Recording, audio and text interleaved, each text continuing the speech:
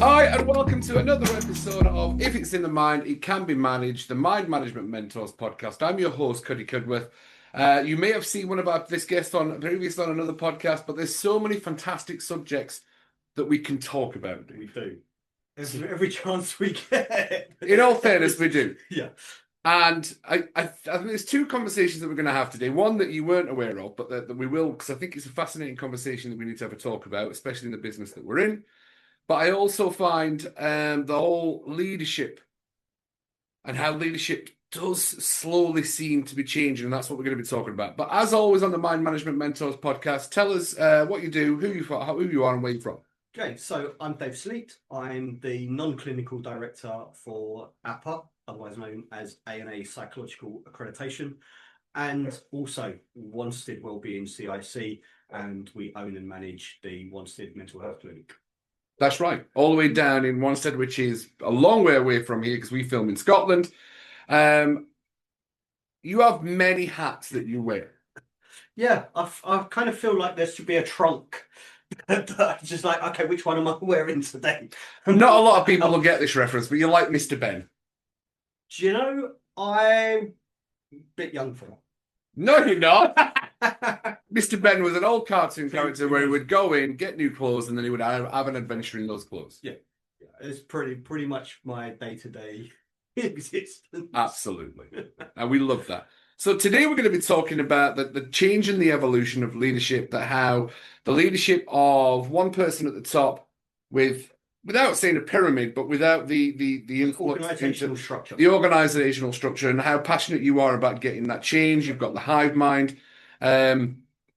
But let's talk about the old architectural, no, that's probably not a word. I probably didn't say the right there. The old archetype of leadership and what that looks like within a business structure. So about 250, 280 years ago, there was a massive move in kind of factory management, education, and it was really the establishment of what has been the foundation of our modern leadership. Yeah. And it was based on a lie. It was based on the idea that a boss was the singular leader and everything flowed from that boss. And all the communication channels around that organization flowed through the various layers, but the boss would be ultimately at the pinnacle of that organization. But when you look at the most successful companies, the most successful people since then, they never talk about being at the top of the business. They never talk about being the head of the organization. They talk about being at the core or being the heart of the business. Yeah. And that's because they don't to the heart of the Yeah, so when we look at the most successful businesses, they operate in a very different way. Yeah. And that's what led to the Hive Mindset. And if anybody hasn't seen those podcasts, then seriously go check those out. Yeah. But the structure of those businesses does not sit with that mindset that has been kind of groomed into us. But when you look at that traditional approach, when you look at that singular leader and everything kind of layers down after that, what you notice is what's missing. There's no reference to communication, the most vital component within any organization. There's no reference to it. There's no reference to your point of contact with your customers. You don't see customers in those structures in any way, shape, or form. Yeah. And this is bedded in. A lot of people will go, well, businesses don't think like that. They don't, we've evolved from that. But this is bedded in from when we go to school, because the education system uses exactly the same principle. But the education system, and this is the old paradigm from the Rothschilds, isn't it? Where we might as well have them sat on the desks because we're going to need them sitting in their offices. Yeah. So if we get them in as childhood, you learn to the one person at the top of the teacher. We're going to give you the information that you need. so that you can then go and be successful in the businesses that we're going to need to be able to make you money. Yeah. Now, this is not an attack. This is the system that was put in place. Yeah. And that system doesn't really open itself up to the individuality of what we have now in these days and ages. Yeah. And the thing is, that was all based on this idea that we have alpha primes in Mother Nature. That somebody went to Africa and they saw the lion being the head of the pride. They saw a silverback gorilla being the head of the gorilla group. And right away through nature. Yeah. Because it was an operational bias that was being looked for. Yeah. Right. So before the idea that the audience that they were presenting to could actually go and see these things for themselves. Yeah. Because when you actually look at those groups, you don't have single leadership. You have dual leadership. Well, we talked about this. You talked about this with the lions. Mm-hmm. You have the male lion, which is the head of the pride, but the female lion does just as much of the work, if not more. So dual leadership isn't about one individual being, in essence, responsible the whole time. Yeah. Lions, and we'll take that as the example, you will have a lead lion and a kind of secondary lion. Yeah. But they're working together. And the role that they have and the dominance they have to the rest of the group changes based on the circumstances that group are in. So during the day, the primary lead will be the female. The male will go and sleep, because when the situation for that pride changes, they need the priority to switch, and then the lead will do the defense. The lead will do the growth. The lead will do the kind of the awareness for what's coming up to that group. Yeah. Right. So they will switch who's dominant based on the circumstances. And when you look at the most successful businesses, they do exactly the same. So you will have an owner and you'll have an operations director, as an example. Yeah. They have different roles, and the dominance on the organization changes based on the circumstances. Yeah. Right. But when those two are in balance, it's like a figure of 8 can be drawn around them. Right. So that's even talking like infinity. Right. But you've also, it's the yin and the yang. Yeah. Right. So when you've got those in balance, everything else flows to support that. Yeah. And everything from that supports the product that goes out. So when they are not in balance and when they are stretched and they come apart, the entire structure feels it.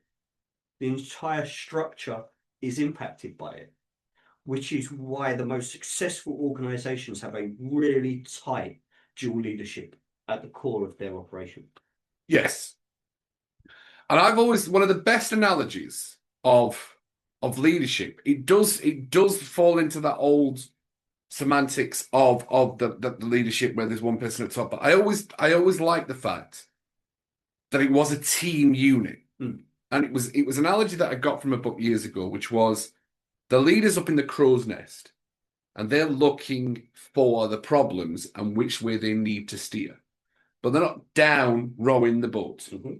But the people in the boat need to know where they're rowing. Mm-hmm. Because the ship can't move without the staff rowing the boat. Yeah.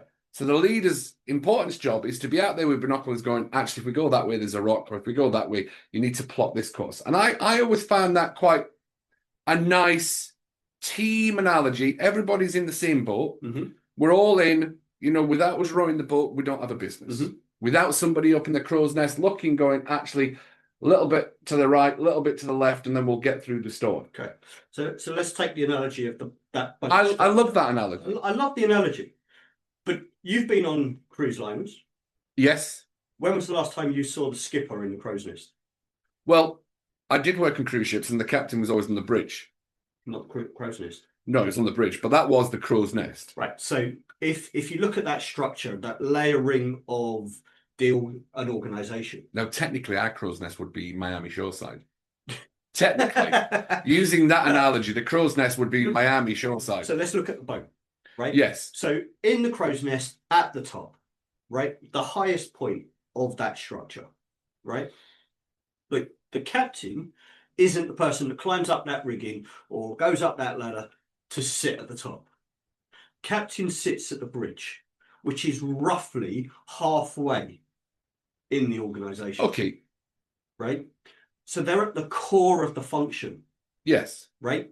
And they're only able to do that because the people that are at that top pinnacle are able to communicate. Yes, communication was always key. It was the same with actually using that. It was the same with fire drills. Mm-hmm. The cruise director, which was my role, was in the case of an emergency, you have to come to the bridge and you have to be the voice of the ship. Because they're used to your voice, you should be able to stay calm and you should be able to say, right, we need people to go here. We were the clear communicators of the ship, so we would come up. And I always liked, like, it was a lot of responsibility. Mm-hmm. And I remember in certain circumstances, there was a time where I had to go up and make those announcements, and all the way through it, I'm like, just stay calm, they need to hear that voice. But communication becomes key. Absolutely massively key. And I don't think people are good communicators. Right. So when you look at that scenario, yeah, you've got the captain, yeah, and whoever is their dual operator. yeah. And in that moment, the day-to-day dual operator had to change, because you wouldn't, as cruise director, you wouldn't be dual operator with the skipper. But in the circumstances, that dual operator had to switch, and you had to step into that because the circumstances required that to take place. Yes, it was there was a lot when it came to fire drills, to be fair. Right. But in the traditional organizational structure, that wouldn't be allowed to happen, because you've got that singular leader at the top who is the one who is going, right, this is what needs to happen.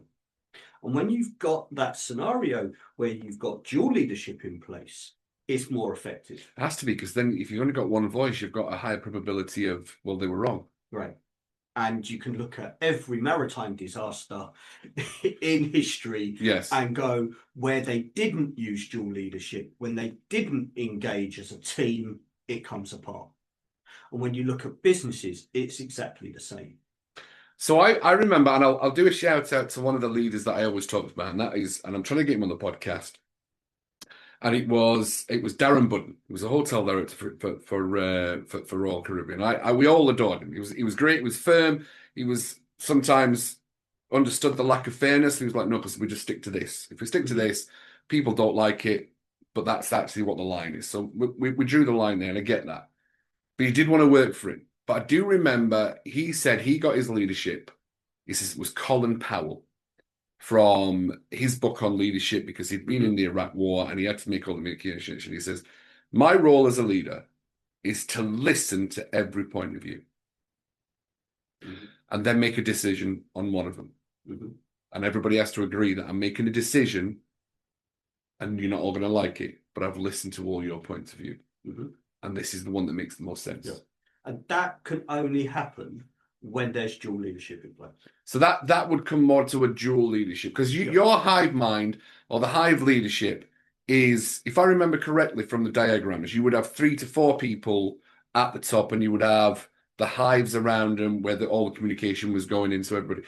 Because communication is so key in leadership. The hive mindset creates what I penned as the new solution model. Yes. And the new solution model, or NCS model, is that alternative structure. And you have that dual leadership on one side of the coin. So on one side of the coin, you have the functional business of an organization. Yeah. And at the core of that, you've got your owner, your captain, and your dual leader operator. Yeah. Right. And every function within that organization, every department head, every manager, are part of the support system that holds that dual leadership together. Yeah. Right. And that creates a kind of triangle, if you like, But the core of that triangle is held up by the experience of everybody that's in it. Yeah. And the experience has to be valued, because nobody should be in that structure without the experience to be there. Okay. So as I'm listening, I'm like, so where sometimes there's got to be a quick decision made. We can't, and I'll use a Scottish term, you can't fanny around. Yeah. Listen to, if you've got a business with 1,000 people, well, I'm going to listen to 1,000 people's point of view, right? Because that's going to cost you money. Yep. So where does the split decision making come from? It comes from that dual leadership. It's a conversation between those two who have got all of that support under them. Yeah. And all of that shared experience and all of that shared knowledge to be able to go, right, you and I need to make a decision right now about X. But you'll have been able to make that decision because you'll have had a better communication system from everybody around you anyway. You're very rarely going to get hit with something that is not foreseen. And even when you are, you have that system in place, that bedrock of knowledge, understanding, and experience to call on, that you can go, right, we've had a conversation about X. Who do we need in our support team to kind of add to that value before we go, bang, it's there. So you might end up with a conversation with 2 or 3 people, but you make a responsive decision rather than a reactive decision. And it's completely different, isn't it? Yeah. So what's the difference between a responsive and a reactive? Because I know people are going, well, what's the difference? Okay, so reaction is often knee-jerk. Yeah. Is often fear-based. Fear-based, yeah. And is often followed by months, years, or decades of realignment. I don't know why, but Liz Truss popped into me, to be fair. There you go. Knee-jerk reaction. And I don't do politics, but I've noticed I'm talking about politics more. But knee-jerk reaction that set off a tidal wave of reaction after reaction after reaction, that when you stop that wave, you've got to clear up the damage. And that damage can take years. Look at the pandemic. Reaction after reaction after reaction that will take decades to recover from. Look at most reactive decisions in organizations and you will see exactly the same tidal wave. And when you've got a singular leadership in place, you will see that more often than you don't see it. Right, because there's more communication, there's more knowledge before the decisions be made when there's more people in the pot, if you like, or in the beehive. Right, that makes total sense. Now, for that model, do you call it the NCS model or the NCS model? And what's the NCS done for? New concept solution. So a new concept solution. Realistically, you're a smart man, Dave. Well, I think you are.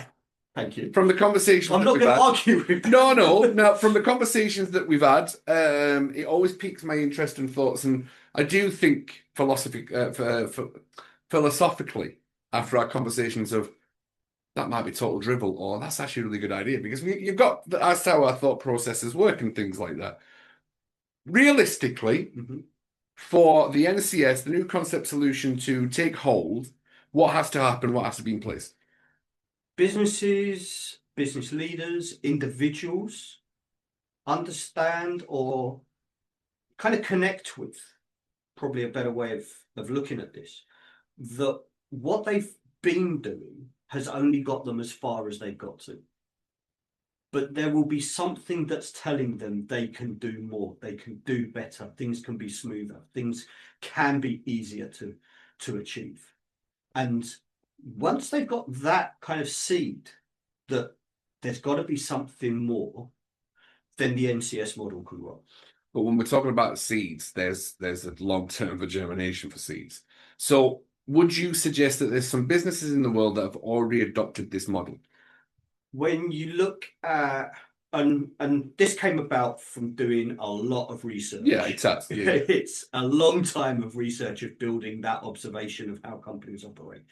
When you look at the most successful companies, you will see this in play. Yeah. Whether they call it that or not is totally irrelevant. It's what you see as how they're functioning. Yeah. And some of those organizations you will see their interactions are completely different. Their reaction and responses to situations that they get hit by is completely different. The way they handle things when things go wrong is completely different. And that's all based on the way they operate. And they operate at a core with dual leadership. And that forces things to operate differently, because you cannot have the same outcome when you've got dual leadership in play. So give me an example of some businesses. So if we look at Virgin's a good example. Most people have the idea that Richard Branson, or Sir Richard Branson, is the head of the company. And he's not. And he's No, he never is. he never has been, never will be. He's just the figurehead. He is the public part of that dual leadership. Yes. Right? Every component within Virgin, and Virgin is a group of companies. Yes. And that's something else to remember. So this replicates across multiple companies under the brand. Which he has done. And he's been very, very clear in he will take on challenges, he will take on organizations, he will take on brands and bring them under the group of companies. But if it doesn't work to the Virgin model, he will release them. And, think of Virgin Cola. Right. Oh, God, that was short-lived, wasn't it? It was very short-lived because it wasn't something that would work within that model. Look at Virgin Bright. I mean, there's... What was Virgin Bride? It was the bridal shop chain that... Surely the name would have been... I think it lasted about 9 months. It might have lasted longer, so don't hold me to it. Surely Virgin Bride would have been a giveaway for the brand. Yeah. But he's always used that dual leadership. And he will work with those dual operators who work at the support system. And if the support system works, then everything that dual leadership puts out to the public, everything that brand presents is consistent. Everything that functions is consistent. And you can see the growth of that with Virgin Media. Yeah, Virgin Media. And I was with Virgin for years. Right. Their communication when Virgin Media started was still adapting to the Virgin model. But now it is, on the whole, pretty solid, pretty consistent. Yeah. And this, by no way is this an advert for Virgin. No. Because it's not an exclusive model. Look at Coca-Cola. Yeah. And the fact that Coca-Cola has been consistently in the most successful group of companies for a century. Yeah, it really has. Is kind of testament to the fact that they operate dual leadership with all of their component partners. And their component partners become that dual factor. Yeah. So Coca-Cola as a company does what Coca-Cola does, but it's the partnership with their dual leadership teams that make that structure work. The way they are able to respond when other companies do certain activities. And if anybody is of an age to remember the Cola Wars in the 80s. Is that Cola and Pepsi? Right? Massive marketing. I don't even think Pepsi's a big thing anymore. Not in the UK. It's not. Right? But outside of the UK, it's a thriving operator. Right. Wow. Right? But it's about I never liked Pepsi in the marketplace. Yeah, I never liked Pepsi. Right? And during those Cola Wars, the marketing budgets for both operators was astronomical. Yeah. But they never went a cent over each other. Did they not? Every time it was elevated somewhere, they matched it. It was always a case of understanding their value to their audience and communicating to their audience. the audience for other brands would see that message and go, oh, I want to check that out. Rather than going, we've got to down the other company. They focused on their message. They focused on their identity rather than trying to compete with other players. And that shows a strength of identity. So where does Aldi then? Because Aldi's marketing is fantastic. Aldi seems to thrive. I know this is going down a different tangent a little bit, but Aldi seems to thrive from ripping off all the other companies and then getting sued by it. And it's like, this is free advertisement because everybody then goes and buys Aldi's. So Aldi is an operator that functions with dual leadership. Yeah. Their dual leadership is with their suppliers. Yeah. Right. And they work exceptionally hard at going, this is what we do, building their identity.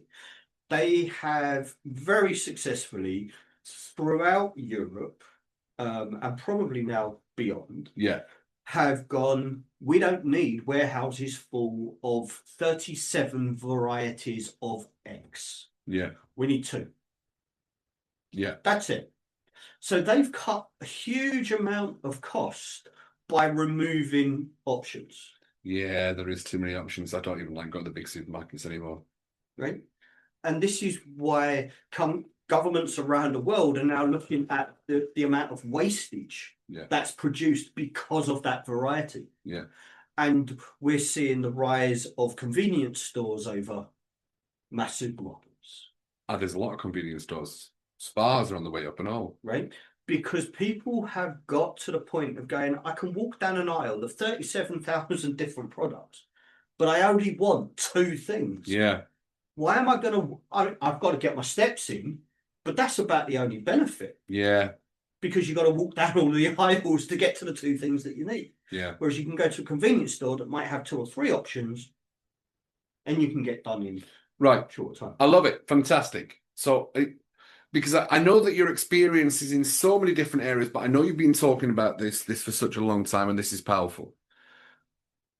So for the podcast, so for someone's watching, look, how long would this change in for the NCS model?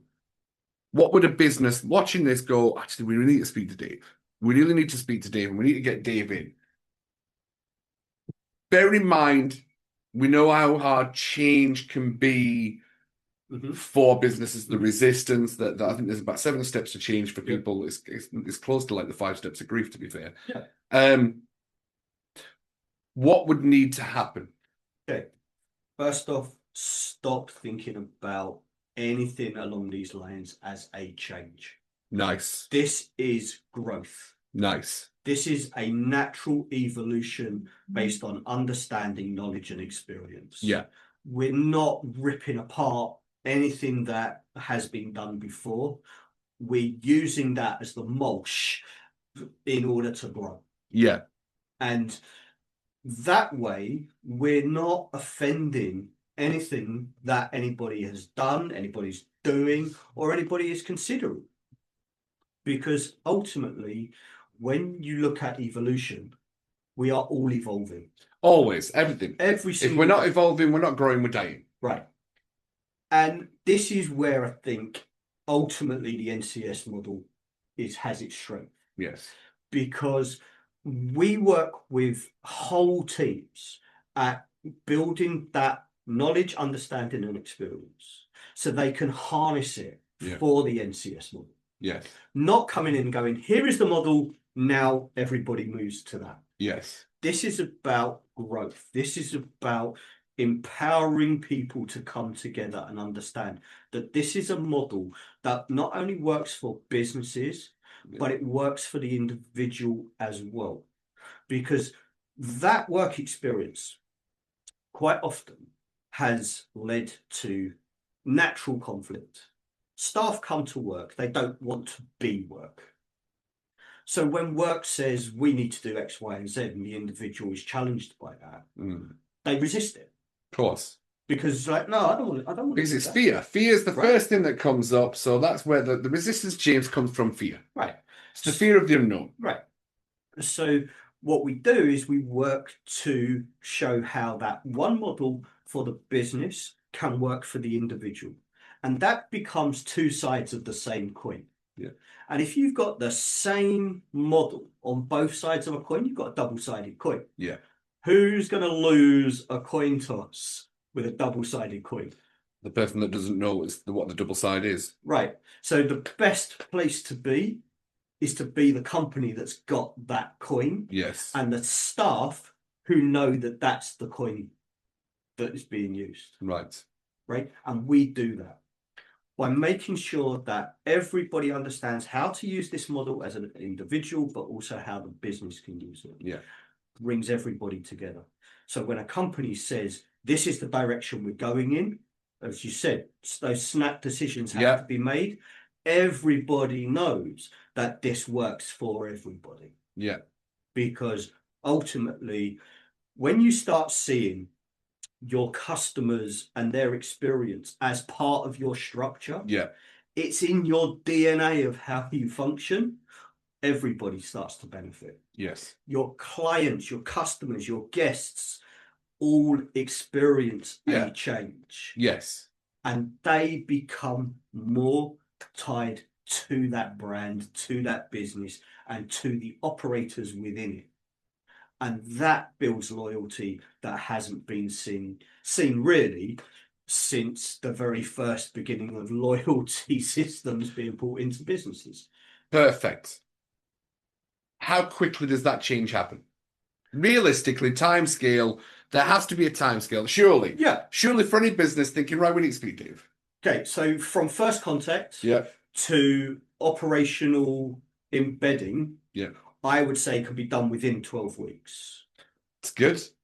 12 weeks. It's 12 weeks of hard. Yeah. I'm not going to say that is easy. Yeah. But it is working with your teams, working with the management teams, working with the operators at developing what to do when things go wrong.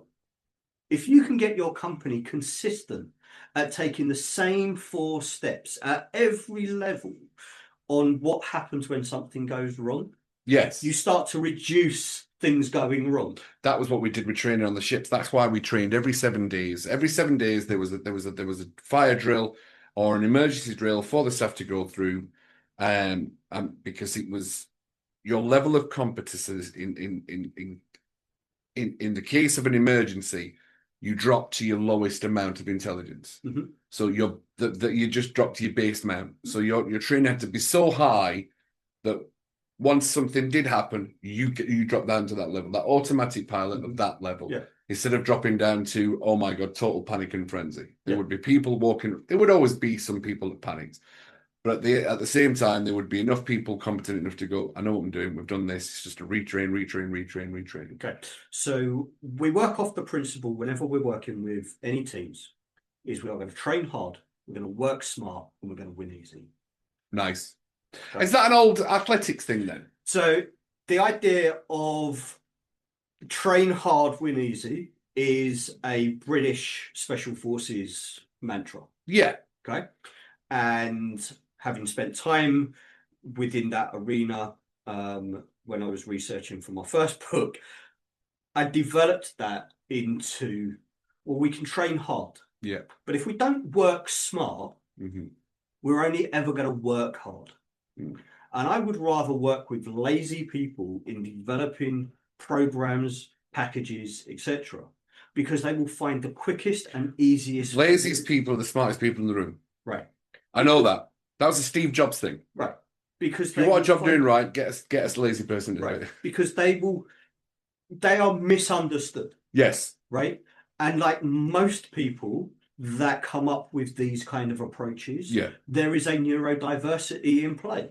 Yes, there is. And when somebody has that lazy label, invariably you will see that as being given by somebody that is neurotypical looking at someone that's actually neurodiverse, because they are seeing things in a completely different way to what the other person might be. It's kind of like the art. I just think I've got this idea for a book, which is the art of perspective. And the mastery of life is perspective. And once you can master perspective, it opens up this whole new world of, oh, there is another option. And this is where, when really good business leaders are able to step out and look at the business with a different context, and that context being, I can work on my business without being in the business. Which is everyone's goal, isn't it? Right. And the NCS model allows for that dual leadership to do it day in and day out. So you're moving people away from fear-based minds. I'm doing my level best. Yeah. Which is the goal for all of us, is to get people onto the right side of the brain, is it? Is it? I always get confused on which is left side, right side. Right side is fear-based, left side is creative, and yeah, absolutely. So once we think a little switch, and I'm ambidextrous. My brain sits at 0 degrees. Right, that's clear. Look, I think this was a fantastic conversation, to be fair, Dave. And I know it's a different setup, and I know we've had Frankie, my dog, in the podcast as well. But I think it gives businesses now an option. Yeah. Because we don't. It's funny because somebody asked me the other day, and I've probably said this on another podcast, is, Cuddy, what do you actually give people when they work with? Choice. Yeah. We give people a choice. Yeah. A choice of perspective, a choice of how they want to feel, and a choice how they can see something differently. And one of the things that we do with every business that comes and is looking for solutions, yes, is we start with 23 points of contact. Yes. And those businesses will go, I need us to focus on this bit, this bit, this bit, and this bit. They don't need all 23. Yeah. Right? But they will naturally link themselves to wanting to grow in certain areas. Yes. And those 23 elements are the same 23 elements that we've identified that exist in the most successful businesses and people. And they do say that's one of the biggest things in life is success leaves clues. Follow those breadcrumbs. Yeah. Thank you, Dave. I know this, and I know when it comes to like the conversations that we have, I know that we could speak for hours and hours and hours and hours. And I know Frankie would like to speak about things for an hours. But this is another important conversation that we can have. And in the Mind Management Mentors podcast, we're always talking about solutions. We're talking about giving people options. And that's what this podcast is about, is when it comes to leadership and the different options that we have. Because if something's not working for you, then we're stuck in the problem. And we always work on solutions. And to be fair, as my wife says, I am annoying as hell. Because I know. You hide it really well. I don't. I actually don't. Because I'm always like, whenever anybody, and I know people don't want that sometimes. I genuinely, for anyone watching this, I'm just so solution focused. I can be annoyingly frustrating when somebody comes through with a problem they just want to be listened to and heard. And I get that. But sometimes I'm like, I've got a reason for that. And it's a trait.